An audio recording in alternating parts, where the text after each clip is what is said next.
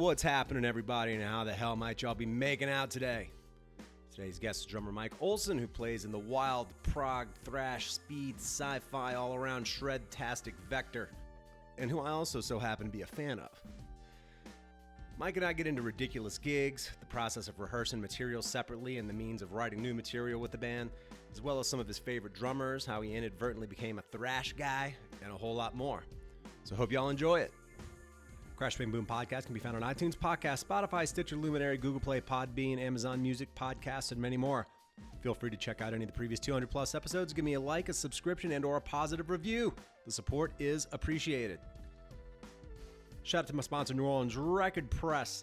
If you're looking to release some vinyl, hit them up and check out all the electroplating, mastering, design, packaging, vinyl coloring options, and they got a real-time quote generator to add it all up so you can keep tabs on it all.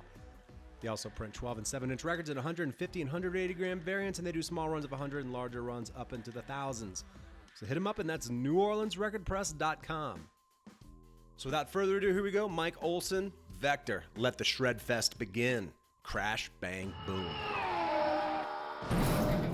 Crowds go mad with joy. Yeah! All right, I'm here with session drummer and drummer of the amazing mind-melting band that is Vector, Mike Ohlson. Thanks for hanging for an episode. How are you, my man? I'm doing good, man. Thanks for having me. It's an honor. Yeah, absolutely. I'm definitely psyched to talk to you about this Vector gig as someone in myself that has been quite mind blown by some of the really bizarre and crazy, techie, thrashy, speedy, black metal-y, sci-fi aspects of that band. So it'll be really cool to hear it from your perspective, having had to have learned previous material and everything along with it. And then now I know you've been with them for a little while. I think you're on that new split. Is that correct? Yeah. I did 2 tracks with them back in February. I think it was February of last year, right when everything went down. Perfect timing. That's crazy. So have you thus far been able to even play some live shows or do any little tours with them? Or did you kind of get in the band and it was like, all right, we're going to do this. We're going to do the split. We're going to get out. And then fucking the world shit the bed. Yeah, basically that. Like I've been kind of grinding in the trenches here in Arizona for like the past 17 years or so. And I finally found my way in a band that has like, touring opportunities and, let's do the damn thing. And week or two after Dave's like, yeah, you're in the band, world shit the bed. So wow. Did y'all have some so y'all did have like some touring plans, I guess? There were some European plans. Nothing was obviously announced. It was all in the works, and I was excited. I've been out there before with a filling gig. I was really excited to go back, but obviously that didn't happen. So we just kind of decided to get to writing and get the feelers out there and try to get the creative juices flowing together with a couple tracks. Yeah. And then we pushed back. Like we had a tour. I would have just gotten back like last week. So they pushed it back a whole year, and we were all like, yeah, it'll be fine by next May or whatever. And of course it wasn't. Jesus. So yeah, now we're just kind of like, let's just chill. People want a new album. People want crazy 15-minute, like chaotic thrash space metal. Like, so we're going to work on trying to do that shit. So that's kind of where we're at now. Just doing demos and pre-pro for new tracks. Awesome. And I guess in mentioning pre-pro, I know from looking at your Instagram and all the videos that you posted, you look like you have either a studio or home setup that is sounding pretty good. Is that something, have y'all, well, first of all, I guess with everything that happened in COVID, did you sort of expand your home or jam space studio, or did you kind of have it up and running prior to that? No, it's kind of a product of COVID. Like I had no local gigs and, just still doing the day job. I actually picked up a couple other side day jobs just to keep things going, and figured, I got to get something positive out of this. I need to learn how to track myself. Yeah. Get this whole remote thing going. But like before that, I still do I've been programming drums for years for like demos and shit like that. Mm-hmm. So I still do that, but now it's cool to actually like be able to turn around and actually make sure I can play it. Absolutely. Yeah, it's been pretty cool. Like I just kind of got it set up maybe like a month ago, Wow. and still got some odds and ends to get going, but overall it's good enough to post clips and videos and stuff with. Totally. That's awesome that you made the best of it. We ended up moving. I was in Brooklyn previously, then we moved out to Utah in January. So I have a drum room and I got GoPros set up and a few mics on the kit and my little recording set up and everything. So it's been cool to be able to go down there and just demo straight up like drum tracks. Like you said previously, I was doing it on a MIDI keyboard and like programming drums. And yeah, it is quite nice to be able to go and actually just play the shit, right? Yeah, I mean, I'll always program because it really, like, I feel like in a way it makes me better because like Sure. in my head I'm better than I actually am, so I'll like program some shit like it's possible I can do it, and then the guys like it, and then I got to sit down and actually try to do it. I'm like, oh no. Yeah. But eventually you learn it and you progress that way. So but now I can actually track it right after I program just to make sure. Yeah, it's nice to have that short window. I've spoken about it throughout the years, and more so recently working on my own solo project and sort of starting with composing drums on the MIDI editing side of it, and the way that it informs your playing when you actually have to figure out the actual physicality of executing it. You realize what sounded right to your ear and what you thought you were capable of. You realize that there could at times be a little bit of a disconnect, and it's kind of strange to execute the shit. Yeah, and meanwhile, it just doesn't sound like that to your ear. So yeah, it is. The way that it informs you that way is really beneficial, I would say, for sure. yeah, very much so. And by the way, your own solo stuff that Proficient Prototypes is super dope. I like it a lot. Oh, right on. Thanks, man. Yeah. Nerdy Voivod inspired stuff. It's funny talking to you about Vector because between the logo and some of the sci-fi aspects and some of the weird chords, etc., I've been a Voivod fan since I was a teenager. So that was one of the connections that sort of led me in. So there's actual a Voivod connection there. In fact, Proficient Prototypes is I got that from a Voivod lyric. That's literally off of Nothing Face. Oh. Yeah, I just like read their lyrics and I was like, I've got to be able to find something that'd be a good band name. And there's a phrase where he says Proficient Prototypes. I was like, that's it. Yeah, those guys are super into Voivod. I think they might have toured or played some festivals with them back in the day. Yeah. It's interesting, and I'll say this, it's kind of unfortunate, really, because I'm pretty sure I saw Vector open for Voivod. I think it was at the Gramercy Theater in New York. Wow. And they got, like, kind of sabotaged by the sound that night. Oh, shit. It was not, like, the sound did not do them justice at all. I left there, like, thinking... like I wasn't even sure what I had witnessed because, as you know, it's so technical and it's so specific. Yeah. If you don't have a tight mix on it, it's gonna just be a wash. And unfortunately, that's what it was. And then Voivod came out and they didn't sound so great either. I was like, this venue is fucked. I hate to like shit on venues at a tough time. This was pre-COVID. Yeah. But man, yeah, that was an especially bad night. And ever since then, I was like, I gotta check the recordings out. And then recently, when we moved out here to Utah, from driving around in my truck, I threw it back on and I was like, oh shit, this is awesome. I've been like obsessively listening to Vector. Yeah, well, me too, but different reasons. So, the end of the year, like Spotify, like, oh, what did you listen to the most? It's always like fucking, I don't share it because like I'm in that band. It's kind of embarrassing, but that's how I learned this shit. I just listen to it over and over and over and over and over again at work. Totally. Did you have to audition for the band? And are those guys all still based out of Arizona where you are? Dave's here. The new bass player, Steven, he's back and forth between here and California. And I think Eric is in Ohio. So it's kind of scattered, but we, work remotely and send files back and forth, that whole thing. But I did like a YouTube video audition. I learned Charging the Void. Oh yeah. I did it here. I have a kind of a lockout studio. It's not a home studio. It was just my cell phone camera with the click track and the track kind of like blasting through the PA. It's up on YouTube. It sounds like shit, but it was real, like real enough. Like you can't edit that. You can't do anything. I think they respected that and hung out with Dave a couple days later. He's like, yeah, you're in, man. So I'll start sending you some tracks. And I was like, fuck yeah, let's do it. And then COVID happened. Oh God, the timing is crazy. Jesus Christ. Yeah, but you know, like all in all, I think it's working out for, you know, getting some new shit out there. Mm-hmm. And me getting my recording rig set up, like trying to get some positives out of it. But and you know, we're all healthy, we're all survived it so far, and everybody's doing good, so grateful for that. For sure, man. Did you get into I'll go here.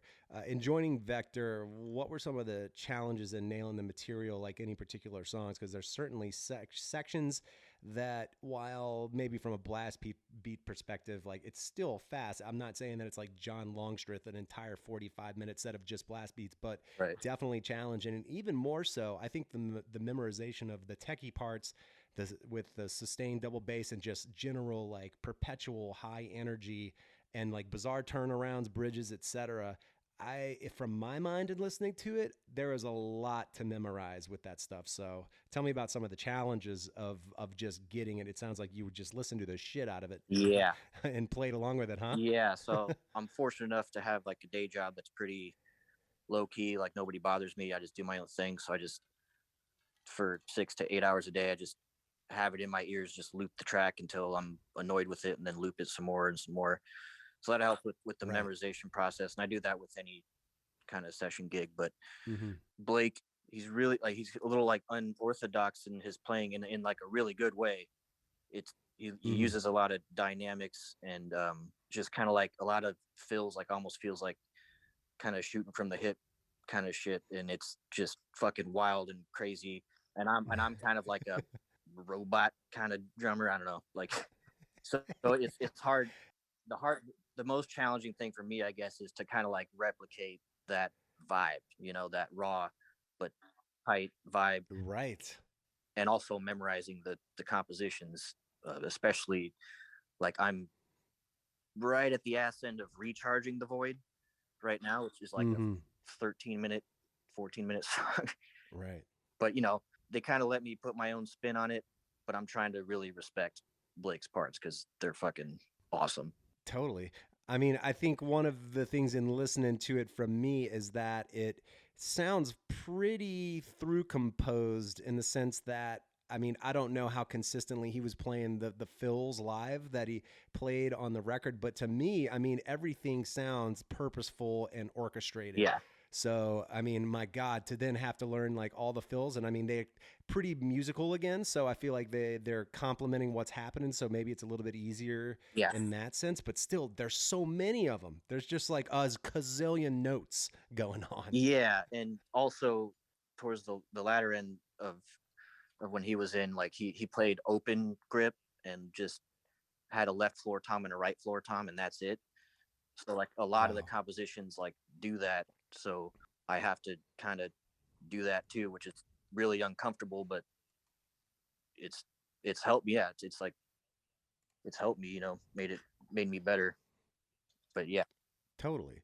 Man, I mean, like you mentioned, I think Charging the Void, I've watched you play. I did the blast beat section in particular that's like got the real crazy melodic tremolo picking. Yeah. And then the vocals over that, singing that kind of creepy, like similar fluid melody over the top. That's a pretty intense, you know, again, there's so many intense parts. That's just a particularly like awesome part. So it was cool to see you play it, you know? Yeah, that takes some warming up for sure. It's like 90 seconds of just, it's like 200 beats per minute, so it's not super fast, but it just goes forever and ever and ever. And it's like, fuck, dude, like my wrist is just killing me by the end of it. Wow. Did you have to alter any of your form or hand technique to be able to sustain some of those sections, especially if you're like having to do those sections over the course of a 45-minute set, right? Not really so much. I think Vector, like, because I've done thrash bands previously. Actually, a band I'm still in called Warhead is kind of the reason I got in Vector. So like the thrashy kind of style, you know, it's kind of become a part of me in the last maybe 5 or 6 years. So like technique wise, I think Blake and I kind of have the same thing going on, but he just got a style about him, that's, like I said before, that's the thing that's been difficult to replicate. But I'm never going to replicate it 100%. Like he's him and I'm me. Sure. The guys respect that, but I'll do my best for people, in the audience, hopefully. Absolutely. So we were just talking about like some of the memorization aspects of the band, and I have the vinyl of Outer Isolation, and I just happened to start like reading through the lyrics, and I was like, the lyrics are impossible to memorize. Like, how do you play riffs that are impossible to memorize, and then like have this incredibly long sci-fi story that you're narrating your way through, and like memorize that? That's like both of those combined that's insane, man. Yeah, dude. Dave's a goddamn madman. I tell him every other day, because I have like the set list that I've been learning and crunching, but every now and again I'll go to the deeper catalog, the stuff I don't really have to play yet, but it's like, I'll just listen to it and like, holy shit, dude. Like, I don't know. Dave's on some other shit, but yeah, right. But yeah, it's all like concept based, and like all the albums are some kind of story. Yeah. But right now I'm just focusing on like keeping the drums tight. I hear you, man. It's definitely. So did you start with Outer Isolation? Like, did you have to go through Black Future, Outer Isolation, and Terminal Redux, and just like all the songs and all of it, or? No, he gave me temporary set list, just like, these, I think it's like 8 or 9 songs. It's like an hour 15 minutes worth of music. Damn. I learned Black Future, that's on there, and then 2 songs from Outer Isolation, and the rest is from Terminal Redux. Most of the sets from Terminal Redux, which is kind of the more difficult album so far. I did a cover of Tetrastructural Minds from Outer Isolation, though. That was fun. Mm-hmm. I think that's one of my more favorite songs from there. It's short, and it's kind of like a normal song, if that makes sense. Right. It's funny that you say that from your perspective that like Terminal Redux seems to be more complicated than Outer Isolation. To my ear, it almost seems like Outer Isolation is the crazy one, but I suppose the songs did get longer, so that means they're cramming that many more parts over the course of a longer stretch. So that actually does make sense now that I think about it that way. Yeah, not like technically the drum parts, but more so like the songs as a whole, like to memorize and like hit all the points. So yeah, Terminal Redux is kind of a mind melter for me anyway. Oh, fuck, man. You mentioned thrash. I don't know how old you are. I was born in 76, so I was able to see in, I believe, 91, because Rust in Peace came out in 90. So I saw that era of Megadeth when they came through New Orleans. And man, I tell you what, as far as thrash metal, that's one of my all-time favorite thrash records, and it was crazy seeing Megadeth touring on that record. So as far as thrash is concerned, who are some of the thrash bands and or specific drummers that kind of got you into thrash, as you were saying that's something you've been doing more so? To be honest, I've only really been a thrash dude for the last maybe 6 years or so. Like I some bands in Arizona needed a guy last minute, and I'm like, well, I'll do it. So I kind of had to learn I couldn't do like skank beats or anything like that like 7 years ago, and it just kind of like came out of necessity for the gig. Mm-hmm. I'm kind of a bad music fan. I don't like, all my friends are like metal encyclopedias, like, oh, you like metal, like, I was like, I don't know that band, I don't really know that drummer, I just play, I do it, but I don't, most of the time when I'm listening to music, it's stuff I'm learning these days. Right. But yeah, right. so thrash drumming and the thrash kind of thing is relatively new to me, as strange as it sounds that I'm in a fucking thrash band. But Totally. I don't know, that's just kind of the weird way I ended up playing this stuff, just out of necessity, right, for the gig. And now I'm like, damn, this shit is awesome. That's hilarious. Well, I guess if you weren't too much into like deep into thrash, the same could be said for like more the tech death metal and or sort of extreme drummers in general. So you haven't really even gotten too much into those guys necessarily either. No, that's kind of, I came from the blast beat, fast double bass all the time kind of world. Ah, A lot of the local bands I was in was more like a tech death kind of vibe. Actually, that's Dave saw me at one of those gigs and came up to me. I didn't know what he was. He's like, "Hey, good drumming, man. We'll talk soon." And then yeah, it's kind of weird how that all worked out. And also like kind of genty prog stuff. One of my bands is that, you know, it's all clean singing. mm-hmm. So that's kind of the world I came from as far as drumming and music. Gotcha. Yeah, now I'm getting all kinds of calls for thrash gigs because I'm the thrash drummer now. So I'm like, all right, cool. I mean, it's sick. I love it. Like, I kind of wish I would have gotten into it sooner. Like, it's a real awesome energy, you know. Oh my God, yeah, absolutely.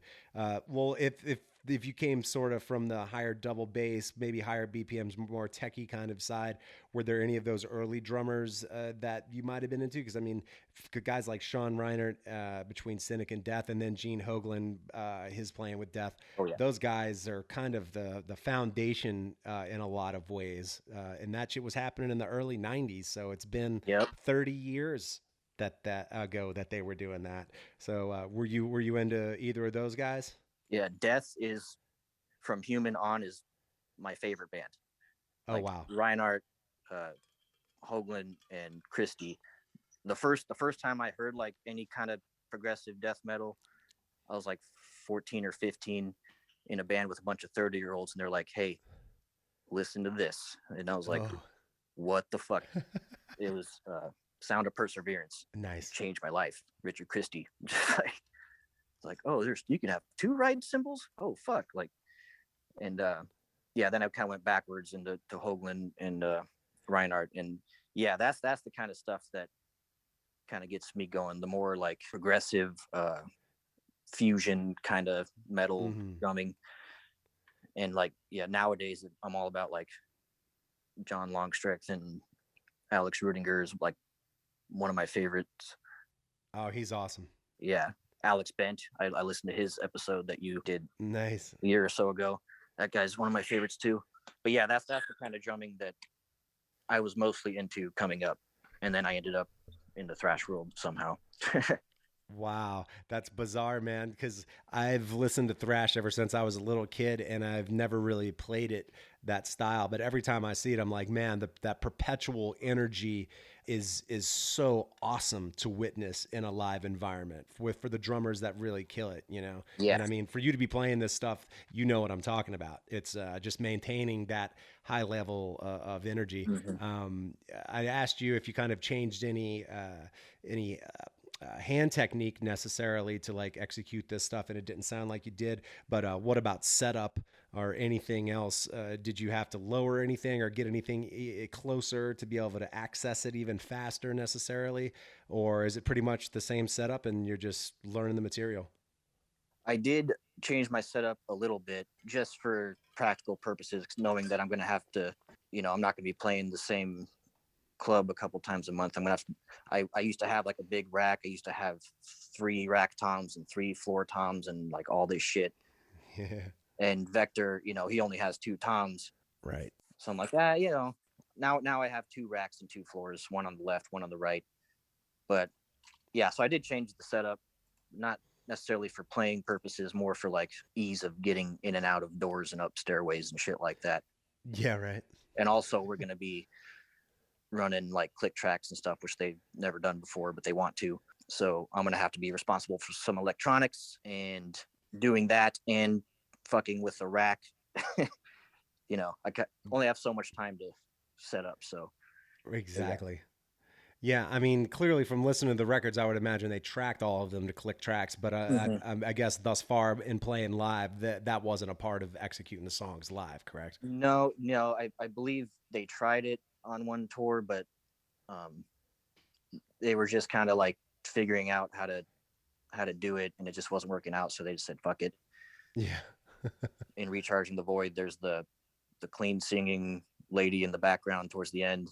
Yep. Like they want to like implement that kind of shit, and I've been doing that kind of stuff forever. So yeah, we've been working that out. We've gotten together a couple times and jammed, and it's worked out in the jam space. So yeah, hopefully it works out live. Awesome, man. Pretty bare bones setup that I got. I just kind of run it through a splitter cable, and only I hear the click, simple. I think that's the way to do it, man. I mean, I feel like people are like, no, we all need to hear the click. It's like, nah, you actually don't. I mean, you're playing to the drums anyway. The drums are keeping it tight. Yeah. That's the glue along. And I mean, I got to say, the bass lines, I will also got to give some credit to. It's almost like listening to Led Zeppelin again, and you realize John Paul Jones was a bad motherfucker playing all these killer bass lines. It kind of gets overshined with the other members, but their crazy harmonies happen with the bass. It's like Iron Maiden, like black metal almost at times. Yeah, dude.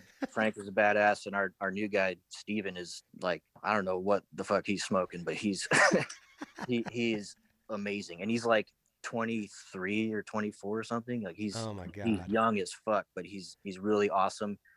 And yeah, like everybody just got in here and we all knew our shit. We just knocked out some sets, and then like the bass cab's right next to me, and I could just, you can't not hear it. It's a big old Ampeg fridge. And yeah, right. he fucking slays all the old parts, and in the new stuff, he's doing it, man. He's awesome. That's amazing, man. Is he doing that fingers with his pick in hand, or is he using a pick?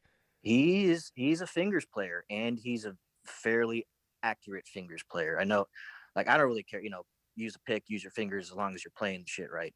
Mm-hmm. But a lot of guys I played with, like, fuck a pick, I use my fingers, and then you hear them under a microscope. It's like, sound like shit. Yeah, it's like, nah, dog, get a pick in there. But not Steve though. Steve fucking like baseball bats, just blah, blah, blah, blah, blah, like super accurate. That's amazing. Yeah. Usually I think it's just the softer touch of the human finger as opposed to a stiffer pick. You get a little more definition, and the faster the music gets. I at times enjoy hearing a pick at that level. And then especially I think once you get to basses that have like lower octaves, like 6-string basses, et cetera, once they get in those like lower octaves and the fingers are involved on the pick and hand, it's oftentimes for me, it sounds kind of washy. Yeah. I know I hear there are a lot of traditionalists that want to say that you should be playing with your fingers, I guess. But again, once you get at a certain speed, I feel like the pick is your friend. Yeah. For me, it's like whatever tool you need to get the job done. What matters is the outcome. It doesn't matter like how you do it. Yeah. Yeah. Not in that context anyway. But totally. I mean, Steve wants to use fingers, and he's totally like, we track those songs all fingers, and you hear solo the bass tracks. It's all there. So it's like, yeah, man, do it to it. Damn, that's badass. How old were you when you got your first kit, and what sort of led you to the drums in the first place? I was 12, so it's been 20 years. I wanted to play drums. Like, I feel like I remember like as a kid, like watching concert DVDs with my dad or mom, and I'd like always pick out the drummer and just kind of try to watch him. But as a kid, I was a little too timid to ask for a drum set. Right. It's like, it's getting loud, and mom and dad aren't going to go for it. So I started playing trumpet in school band. Nice. I wanted to go for drums, but they're only going to pick 5 players, and I'd never done it before. So I'm like, no. Then I did guitar for a little bit. And then my neighbor at the time had a metal band, local band, and he had a drum kit in there. And he's like, you're not going to hurt it. Go ahead and play it. And I kind of was doing like Back in Black and shit like that. I just kind of knew how to play a beat. Yeah. And my dad was like, when the fuck did you start playing drums? I'm like, I don't know, just now. I mean, I wasn't doing anything crazy, but it was just, doom, bop, shit like that. And a couple days later, we went to Guitar Center and got a used Yamaha Stage Custom, and he got me some lessons from some local funk drummers, and that was that. And it was all downhill from there. Yeah, right. Were there any particular instructors that left a pretty solid impression on you that may even be still baked in your playing to this day? Yeah, both. I had two.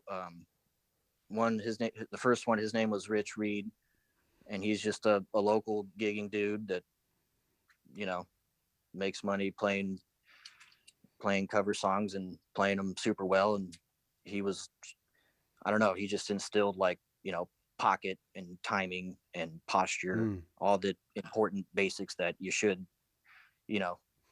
learn from an early age.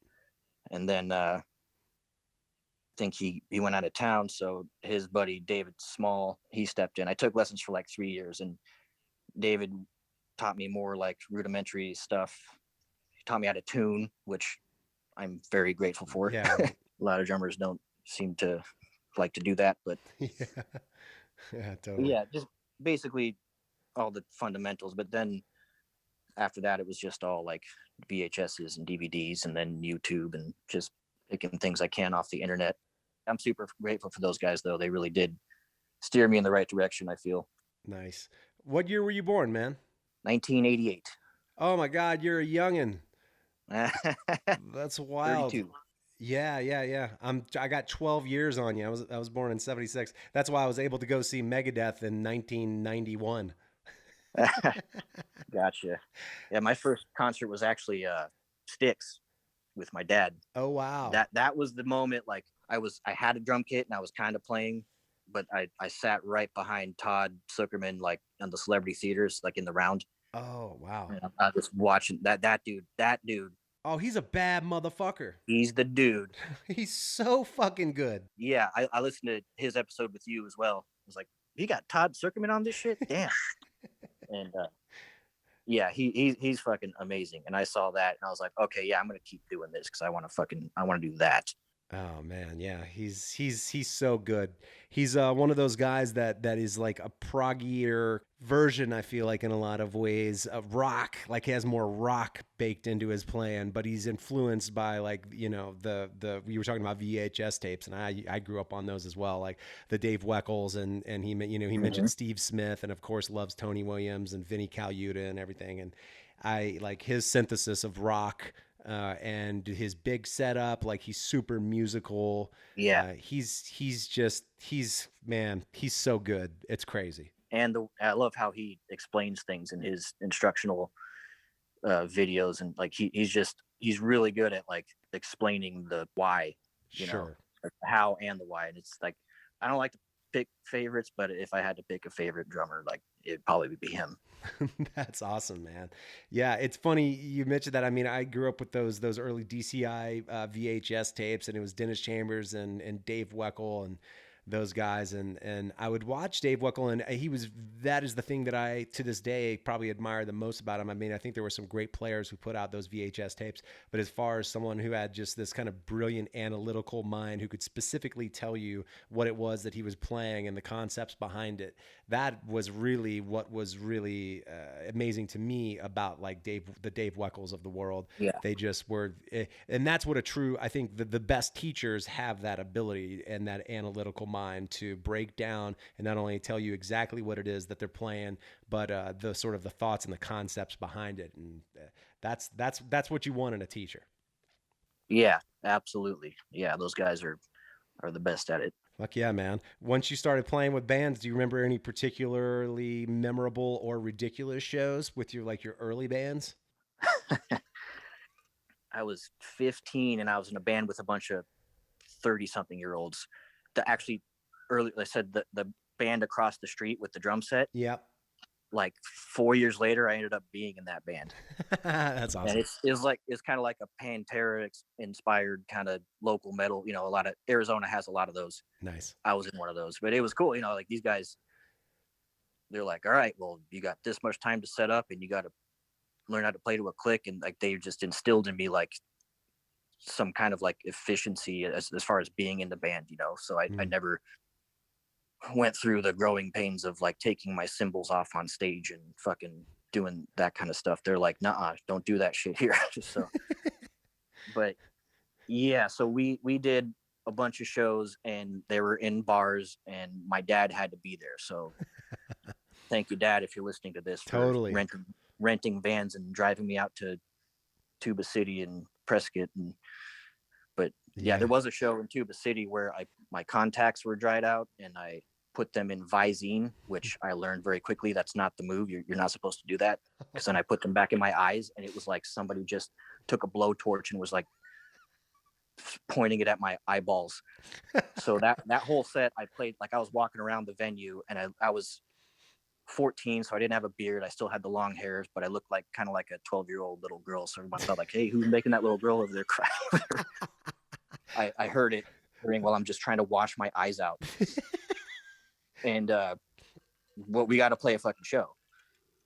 So I'm blind and the stage is super deep. I can barely see anything. And they're talking to the sound guy or something. And I think we're ready to go. So I was like, 2 count. And nothing. And they all just look back at me like, what are you doing? Like, I don't know. I started the show too early. Nobody was ready. And, just crying and not that shit.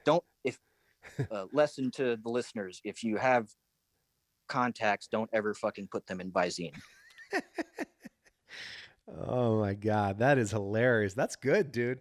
I think that like the worst 2 that I ever played were, one was my fault. And then the other one, the rest of the band just got loaded at like a matinee show. So I'll tell you the story behind the latter to absolve myself from the embarrassment. But we played at like 4 p.m. and the dudes got, we loaded in at like, I don't know, maybe 1 or something. So over the course of 3 hours, they were just acting like it was brunch and we didn't have to play a show. And we get up there, we start playing. The guitarist is playing like he's got like boxing gloves on, like his fingers aren't fucking working. And then the vocalist actually got so loaded that at one point he ended up like out in the crowd, and at some point he's just standing there with the mic in his hand, not singing, looking back at us and smiling as if to say that he was impressed with the band he was watching, forgetting that he was a member of the fucking band. So it was a complete shit show, and it was like 4 p.m. And of course, my wife like brought some of her friends to see that, and I was like, "Oh fuck!" From all the shows, like, did you have to bring them to this one? I was like, "Oh, we'll go hang out during the day and go watch Jody's obnoxious prog metal band at 4 p.m." And as if that's not obnoxious enough, we'll also see half of the band turn into complete dummies. So, oh man, that will happen. Oh, man. So as far as going through the rest of 2021, it sounds like y'all are all kind of working remotely, making it happen, writing, and ultimately trying to get enough together for the next record. Is that what's happening? Yeah, actually, we do have a festival in Mexico in October, but awesome. I'm really hoping it happens, but just the craziness of last year, like nobody's holding their breath, but we're keeping a set together just in case. Nice. But yeah, so we'll probably get together once or twice and jam that. But yeah, Dave is writing songs on Tablet. I don't know if you remember Tablet. No. Oh man, it's basically like Guitar Pro, but like older. Okay. And it's like 8-bit like video game music guitars, and that's how they write. That's how they really. So yeah, I mean that's how they structure it. Yeah, it's weird. It's all just tabs and beep boop beep boop beep. Like it's weird. But then wow. So I can't really do anything with that. I can just listen to it. But then he'll track the guitars, and then I'll put drums on actual guitar tracks, and that's kind of how that's been going. And whoa, it's been pretty cool because I've sent like some shit out. The only like feedback I'm getting is like, do more, like go crazier, do a crazy fill here, do crazy shit here. So I'm like, say no more. Right. Like I'm all about that. That's awesome, man. Right on. Well, Mike, man, it was fun talking to you, dude. I hope to catch up with y'all soon. Like I said, I need to be redeemed from seeing, unfortunately, like the venue, I feel like fuck up the sound for Vector. And that was the only time that I ever saw him live. Yeah. So yeah, hopefully at some point, man, if y'all come through or anywhere nearby, man, I'll have to come out, and I would love to see y'all live. I would be super psyched on that. Hell yeah. I'd be super psyched to play the stuff live too, man. Right on, man. Well, Mike, great talking to you, dude. Keep throwing up those killer videos. Hope to catch up with you soon. Good luck on the new Vector stuff, and hopefully we'll catch up soon, maybe even in person. Yeah, hell yeah. That would be awesome. Thanks for having me, dude.